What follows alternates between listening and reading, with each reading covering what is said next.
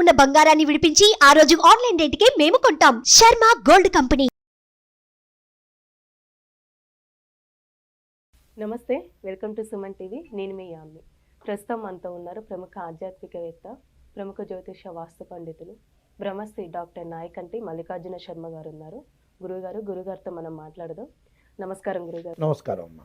గురుగారు, ఇప్పుడు మనకి మహాశివరాత్రి వస్తుంది. ఈ శివరాత్రికి చాలా ప్రత్యేకత ఉన్నట్టు విన్నామండి.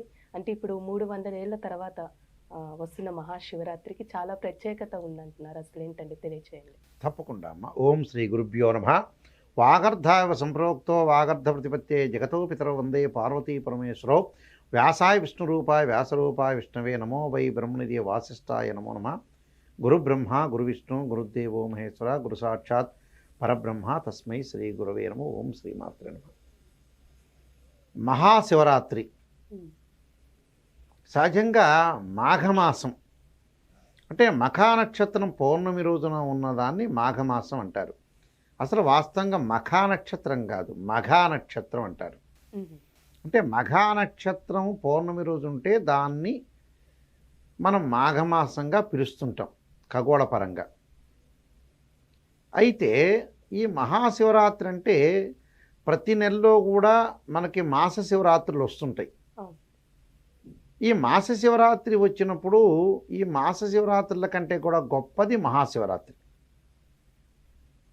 ఈ మహాశివరాత్రి మనకి మాఘమాసంలో రావటం అంటే చతుర్దశి కాలంలో, అంటే అమావాస్య కంటే ముందు రోజున, అంటే ఆ చతుర్దశి తాకిన తర్వాత అమావాస్య వస్తుంది.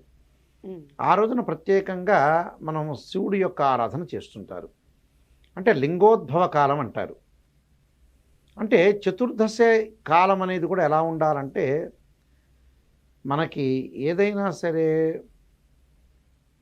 ప్రత్యేకంగా మనకి కొన్ని ముహూర్త గ్రంథాల్లో కానీ, తర్వాత మిగతా గ్రంథాలన్నీ కూడా ప్రామాణిక గ్రంథాలన్నీ కూడా అనుసరించి మనం చెప్పబడింది ఏంటంటే, ఈ శివరాత్రి రోజున చతుర్దశి వ్యాప్తి అనేది నిషీధ వ్యాప్తిలో ఉండాలి. అంటే అర్ధరాత్రి సమయంలో చతుర్దశి ఉన్నదాన్ని మనం ప్రామాణికంగా తీసుకుంటాం.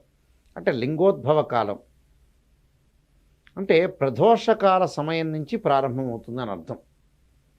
అంటే ప్రదోషకాల సమయం అంటే చీకటి పడే సమయం అని అర్థం. అంటే నిషీధ వ్యాప్తి అంటే రాత్రిపూట చతుర్దశి ఉంటేనే దాన్ని పరిగణలోకి తీసుకుని ఆ రోజునే మహాశివరాత్రి అని చెప్పబడింది. అయితే ఈసారి ప్రత్యేకంగా మహాశివరాత్రి మహాశివరాత్రి రెండూ కలిసి వచ్చినాయి. అంటే సహజంగా మహాశివరాత్రి రోజున మహాశివరాత్రి రాజు కొన్ని సంవత్సరాల క్రితం వచ్చింది. కానీ మహాశివరాత్రి రెండూ కూడా కలిసి రావటం అనేది గొప్ప విషయం. అలాగా ఇప్పుడు ఏదైతే ఆ రోజున ప్రత్యేకంగా పరమేశ్వరుడి యొక్క ఆరాధన చేయాలి. అంటే సద్యోజాత వామదేవ అఘోర తత్పురుష ఈశాన్య అనే పంచముఖాలతో ఉండేవాడు పరమేశ్వరుడు. అంటే తత్పురుష విద్యే మహాదేవాయ ధీమహే తన్నో రుద్ర ప్రచోదయాత్ అంటాం మనం. అంటే ఇక్కడ వాగర్ధావి సంప్రోక్తో వాగర్ధ ప్రతిపత్తే జగతో పితరౌ వందే పార్వతీ పరమేశ్వరం అంటారు.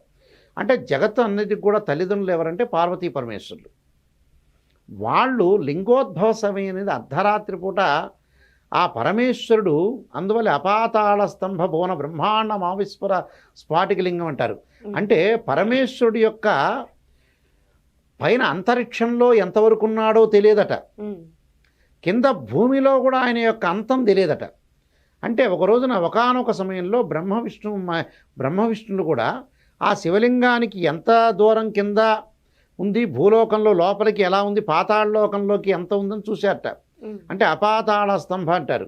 అంటే పాతాళం లోపలికి ఎంతవరకు ఉన్నాడో తెలియదట, అంతరిక్షంలో ఎంతవరకు ఉన్నాడో కూడా పరమేశ్వరుడు యొక్క లింగరూపం తెలియదట. అంటే బ్రహ్మ విష్ణువులు కూడా తెలుసుకోలేకపోయారట. అంటే బ్రహ్మాండ మావిస్వర స్ఫాటిక లింగమౌళి అంటారు. అంటే ఆ శివలింగాన్ని యొక్క ప్రమాణం చెప్పలేకపోయారట. అందువల్ల ఆ పరమేశ్వరుడు యొక్క ఆ రోజున మహాశివరాత్రి రోజున పరమేశ్వరుడు ఉద్భవించాడని తెలుసు, అందరికి ఉపవాసం చేయాలని తెలుసు, జాగారం చేయాలని చెప్పచ్చు, అన్ని రకరకాలుగా కొన్ని మార్పులు జరుగుతున్నాయి కాలంలో.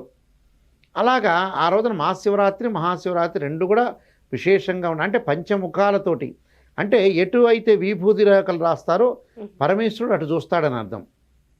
సహజంగా శివాలయాలన్నీ కూడా పూర్వాభిముఖంలో తూర్పు వైపు ఉంటాయి. కానీ ఇక్కడ ఎటు మనము గంధం రాసి చక్కగా రుద్ర నమ్మకం చమకాలతోటి పాశుపతాస రుద్రాభిషేకాలు, లఘున్యాసక రుద్రాభిషేకాలు, అలానే మహన్యాసపూర్వక రుద్రాభిషేకాలు చేస్తుంటారు. అలాగా ఏ దిక్కులో విభూతి రాస్తే ఆ దిక్కులో చూస్తుంటాడట. ఒకవైపు తూర్పు, పడమర, ఉత్తరము, దక్షిణం, ఆకాశాన్ని చూస్తాడు. అందువల్ల భగవత్ స్వరూపమైన జగత్కి తల్లిదండ్రులు లాంటి వాళ్ళు. అందువల్లే శివాలయంలో ప్రదక్షిణం కూడా డిఫరెంట్గా ఉంటుంది. అన్ని దేవాలయాల్లో ప్రదర్శన చేసినట్టు కాదు. శివాలయంలో చండీశ్వర ప్రదర్శనం అంటారు. అంటే ఆ పంచామృతాలు పండరసం పోసే సోమసూత్రాన్ని దాటకూడదు. అంటే చండీశ్వర ప్రదర్శనం అంటారు. గృహస్థుడు ఒకలాగా, సన్యాసి ఒకలాగా, బ్రహ్మచారి ఒకలాగా చేయమంటారు. ఆగమ శాస్త్రం, శైవాగమం. అంటే బ్రహ్మచారి వచ్చేట పూర్ణ ప్రదర్శన చేయొచ్చట, సన్యాసి అపసవ్య సవ్యంలో చేయమంటాడు. గృహస్థుడు వచ్చేటప్పటికల్లా ఏదైతే ఆయన సవ్యం చేస్తూ వెనక్కి చండీశ్వర సోమసూత్రం దాటకుండా మళ్ళీ వెనక్కి వచ్చి మళ్ళీ ధ్వజస్తంభం మీదుగా వచ్చి ఆ సోమసూత్రాన్ని మళ్ళీ నమస్కారం చేసి మళ్ళీ వెనక్కి వచ్చి ధ్వజస్తంభం నుంచి లోపలికి వెళ్తే ఒక్క ప్రదర్శనం అది. అంటే గృహస్థుడు ఇలానే చేయాలి, బ్రహ్మచారి ఇలానే చేయాలి, సన్యాసి ఇలానే చేయాలని శాస్త్రం చెప్పబడింది ఇక్కడ. అలాగా శాస్త్రంలో ఏంటంటే పరమేశ్వరుడు యొక్క ఆరాధన అనేది చాలా విశిష్టమైంది. ఆ రోజున ప్రత్యేకంగా మహాశివరాత్రి, మహాశివరాత్రి రెండూ కలిసి వచ్చినాయి. ఉదయం పూట త్రయోదశి ఉంది, తర్వాత చతుర్దశి వచ్చింది. ఆ రోజున మన ఏదైతే భగవత్ స్వరూపమైన వారిని ఆ రోజున తప్పకుండా భృగువాసరే అంటారు. ఆ రోజున చక్కగా శుక్రవారం అయింది. ఆ రోజున శ్రవణ నక్షత్రం ఉంది. అలానే శ్రవణ నక్షత్రంతో పాటు ధనిష్టా నక్షత్రం కూడా ఉంది. అంటే స్రవిష్టా నక్షత్రం అంటారు. ఆ నక్షత్రం కూడా ఉంది. కాబట్టి చాలా సంవత్సరాల క్రితం వచ్చిన దాన్ని అందరూ కూడా వినియోగించుకొని తప్పకుండా రుద్రపారాయణం చేయటం చాలా మంచిది. అన్ని రాసుల వాళ్ళు కూడా ఆ రోజు రుద్రపారాయణం చేయటంతో పాటు శివుడు సంబంధించిన రుద్రగాయత్రి మంత్రాలు కొన్ని ఉంటాయి. అంటే తత్పురుషాయ విద్యే మహాదేవాయ ధీమహి తన్నో రుద్ర ప్రచోదయాత్ అనే మంత్రాన్ని, దానితో పాటు చక్కగా అంగన్యాస కరన్యాసంతో భగవంతుడి యొక్క ఆరాధన చేయటం ఒకటి. ప్రత్యేకంగా ఆ రోజున మహాశివరాత్రి రోజున చక్కగా అందరూ తలస్నానం చేస్తారు, ఉపవాసం ఉంటారు, ఎవ్వరూ తినరు. ఇవన్నీ కూడా కామన్ సబ్జెక్టుగా ఎవ్వరూ తినరు. రాత్రిపూట జాగారం చేస్తారు. శ్రీశైలం, కోటప్పకొండ రకరకాల శైవక్షేత్రాలకు వెళుతూ ఉంటాడు.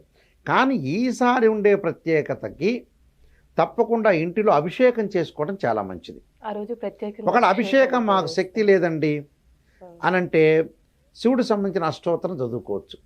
గంగాజలం పోస్తూ ఓం శివాయ నమః మహేశ్వరాయ నమః శంభవేన పినాకిన శశిరేఖాయ నమః వామదేవాయ నమః విరూపాక్షాయ నమః కపూర్దిన నీలలోహితాయ నమః అని చదువుకోవచ్చు. లేకపోతే నిధనపతయే నమః నిధనపదాంతికాయ ఊర్ధ్వాయ నమః ఊర్ధ్వలింగ నమః హిరణ్యాయ నమః హిరణ్యలింగాయ నమః సువర్ణాయ నమః సువర్ణలింగాయ దివ్యాయ నమః దివ్యలింగాయ భవాయ నమః భవలింగాయ నమః అని చదువుకోవచ్చు. అలా దాంతోపాటు లింగాష్టకము, చక్కగా శ్రీశైలం లాంటి క్షేత్రాలు దర్శనం చేసుకోవటం. ఆ రోజున మహాశివరాత్రి అయింది కాబట్టి రుద్ర హోమం కూడా చేసుకోవచ్చు. అంటే రుద్రగాయత్రి మంత్ర హోమం చేసుకోవచ్చు. రుద్రగాయత్రి మంత్రాలు అనేవి చాలా ఉంటాయి. ఆ రోజున రుద్రగాయత్రి మంత్రం చేసుకోవటం మంచిది. ప్రత్యేకంగా మహాశివరాత్రి రోజున ఈ రోజున దాన ధర్మాలు చేయటం కూడా చాలా మంచిది. దాన ధర్మం చాలా మంచిది. దాన ధర్మంలో కూడా స్వయంపాక దానం ఒకటి. ఈ రోజున జాతక పరంగా ఎవరైనా సరే దోషాలుంటే, ఏదైనా సరే నవగ్రహాలన్నిటికి కూడా మనం పూజలు చేసేటప్పుడు చివరిలో అభిషేకమే లాస్ట్. అలాగా ఇక్కడ ఏదైతే అభిషేకం చేసుకున్నాడో స్వయంపాక దానం చేయాలి. అలానే గోదానం చేయాలి. రౌప్య గోదానం అంటారు. ఆ గోవు దానం చేయటం ఒకటి, స్వయంపాకం దానం చేయటం ఒకటి, అలానే ఏదన్నా వస్త్రదానం చేయటం మంచిది. అంటే వస్త్రదానం ఒకటి, గోదానం ఒకటి, తర్వాత స్వయంపాక దానం చేయటం చాలా మంచిది. దానివల్ల కూడా మంచి ఫలితాలు, సత్ఫలితాలు చెందే అవకాశం ఖచ్చితంగా ఉంటుంది. కాబట్టి నిషేధ వ్యాప్తిలో కూడా భగవంతుడి యొక్క 12 గంటలకి ఎవరైతే సరే శివుని యొక్క ఆరాధన చేయటం వల్ల కూడా చాలా మంచి జరిగే అవకాశం ఎక్కువ ఉంటుంది. అయితే ఈ సంవత్సరం ప్రత్యేకతకి రుద్రహోమం చేసుకోవచ్చు మంచిగా. దాన ధర్మాలు చేయటం కూడా చాలా మంచిదమ్మా. చాలా చక్కగా తెలియజేస్తారండి. ధన్యవాదాలు. నమస్కారం.